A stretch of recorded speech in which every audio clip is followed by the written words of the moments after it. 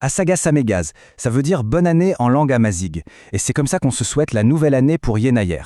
Aujourd'hui, on va plonger dans les traditions, l'histoire et la signification de cette fête ancestrale qui, en 2026, fêtera sa 2976e année, rien que ça. Vous imaginez? On oublie le champagne et le décompte à minuit. Pour Yenayer, la tradition, c'est de se retrouver autour d'un grand plat et de chercher un noyau de date.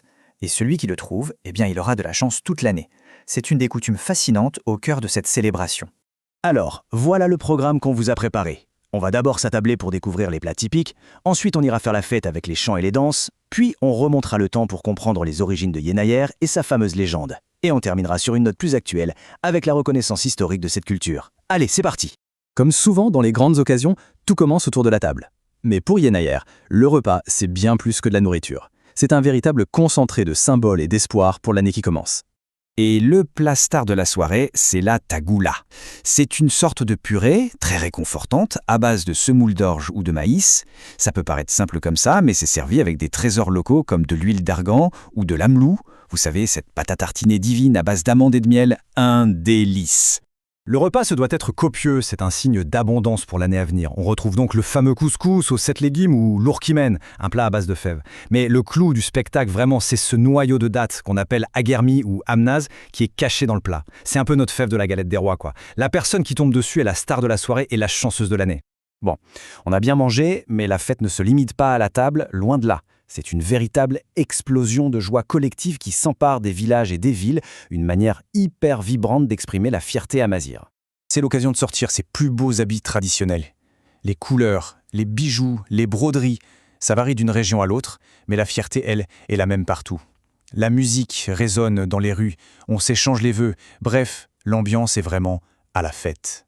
Pour l'ambiance, on peut compter sur les chants et les danses ancestrales, comme la wash et la idous. Ce sont des arts collectifs magnifiques qui se transmettent de génération en génération.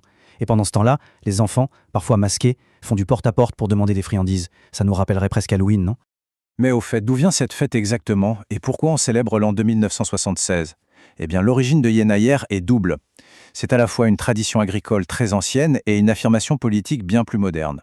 Alors d'un côté, on a une fête agraire. Yenayer, ça vient de Yenayur, qui veut dire premier mois. Ça correspond au calendrier julien et ça marque un moment clé pour les agriculteurs. Et de l'autre côté, il y a une histoire plus symbolique.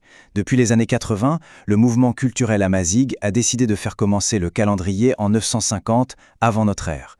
Une date qui n'est pas choisie au hasard, elle commémore un pharaon d'origine amazigh, Sheshonq Ier, qui est monté sur le trône d'Égypte. Et voilà pourquoi le calcul est assez simple. Vous prenez l'année 2026, vous ajoutez 950 ans, et hop, vous tombez sur 2976. C'est une façon très forte de se réapproprier une histoire riche et très ancienne, qui a souvent été mise de côté. Évidemment, comme toute grande tradition, Yenayer a sa mythologie. La plus connue, c'est une sorte de conte qui nous met en garde. Il faut rester humble face aux forces de la nature. C'est la fameuse légende de la vieille femme. L'histoire se passe à la fin du mois de janvier. Une vieille dame, en voyant un grand soleil, pense que l'hiver est terminé. Toute contente, elle sort avec sa chèvre et commence à se moquer de Yenayer, le mois de janvier, en lui disant qu'il est enfin parti et qu'il a perdu. Grosse erreur. Forcément, Yenayer, le mois de janvier, l'a très mal pris. Vexé, il est allé voir son voisin Fourar, le mois de février, et lui a demandé de l'aide pour se venger de cette vieille femme un peu trop arrogante. Fourar, bon copain, a accepté de lui prêter un jour. Et là, le temps a changé du tout au tout. Une tempête de vent et de froid s'est abattue sur la région. La vieille femme et sa chèvre ont été pétrifiées sur place, punies pour leur orgueil. Et ce qui est génial avec cette légende, c'est qu'elle donne une explication poétique à la durée du mois de février. Ce fameux jour emprunté, qu'on appelle Amerdel, n'aurait jamais été rendu par janvier. Et c'est pour ça que février est le mois le plus court de l'année. Mais au-delà du folklore et de la fête, Yenayer est devenu aujourd'hui le symbole d'une véritable renaissance.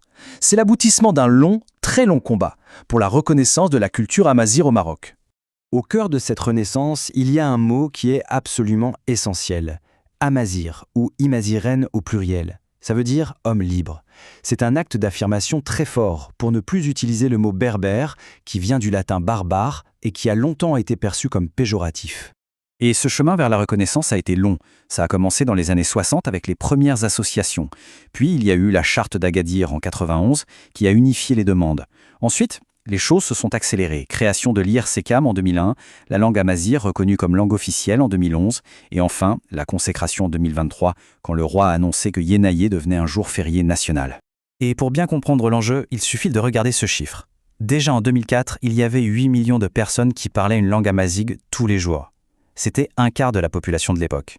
C'est juste pour dire à quel point c'est une composante essentielle de l'identité du Maroc. Et tout ce combat a mené à un moment vraiment historique. Le 14 janvier 2024, pour la toute première fois, le Maroc a célébré Yenaye comme un jour férié, officiel et payé. Un symbole ultra puissant d'une unité nationale qui célèbre enfin toute sa diversité. On termine donc avec cette question. Yenaye, est-ce une simple tradition ou la renaissance d'une identité ? En fait, c'est les deux. C'est la célébration de coutumes millénaires, mais c'est aussi le symbole éclatant d'une identité qui, après avoir lutté, s'affirme aujourd'hui comme une part essentielle et fière de la nation marocaine.